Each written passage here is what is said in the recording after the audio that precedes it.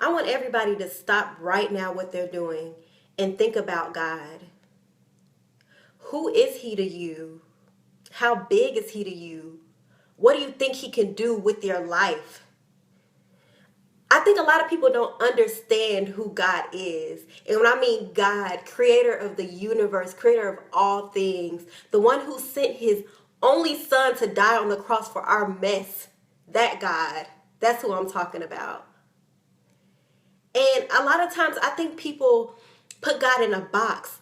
They think that he's too big or he's not big enough to do things that he wants to do in our lives. He sees our hearts. He sees our desires. He sees those things in our lives that we have been hiding or different things that we've gone through, and we question why. And we wonder why. Why did this happen to me? Why did this happen? Some things can't be explained, but some things will be explained in due time. But I'm saying this because I feel like a lot of people, especially in this generation, there's so much knowledge, there's so much smart stuff. There's a lot of smart people, a lot of smart things that happen that we forget that there is a creator that's bigger than all, bigger than anything that we can ever imagine. And guess what this big God does? He loves us. He loves you so much. So much. He loves you and he wants you to be a part of what he's doing.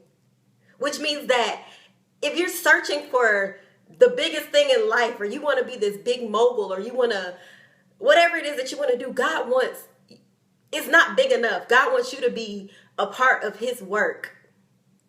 Yes, there's so much happening in the world right now. There's so much chaos and confusion. There's so much happening. We always question why, but guess what? All this stuff is written in the Bible. It's written. And God says that his will, his plan will be fulfilled regardless of what you think, whatever people feel in their minds. Some people question God and they feel as though he's not real. But guess what? God is God. And no matter what you believe or what you think, he's God. And I know I'm kind of going in right now, but I just really want people to get outside of their little finite minds and outside of their temporary moments and really think about it. The things that we do are little compared to what God has in store. Whatever you're doing right now is so small, it's not as important as what God has in store. And so we have to really get it together. Especially this, like I said, this generation, there's between all the social media stuff that's going on that's getting people's heads so big that they're forgetting who they are. And again, all of the craziness that's just happening in the world, there's nothing else that we can do but turn to him. He's the only one that can answer these problems. He's the only one that can fulfill those desires in our hearts that we long for, that we try to self-satisfy or selfishly try to make things happen. But God has a plan. And we have to cling to him like never before during this time. We can't afford to sit back and get so caught up on the little things, get so caught up on how many followers we have on Instagram, or, oh, guess what this person said to this person.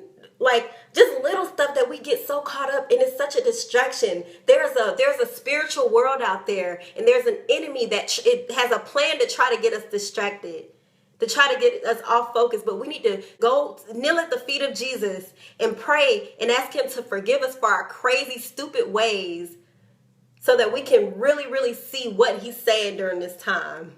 There has to be more. I know you all are tired of what's happening in the world right now. I know you all are tired of everything that's going on right now. So we have to cling to God, cling to Jesus and ask him, Lord, what are you saying during this time? Okay, I know I'm going in right now, but I just had to share that. I hope you all have a wonderful rest of the evening, wonderful year, wonderful life, that God just does extraordinary things in your life like never before. God bless you all. Stay soberly intoxicated.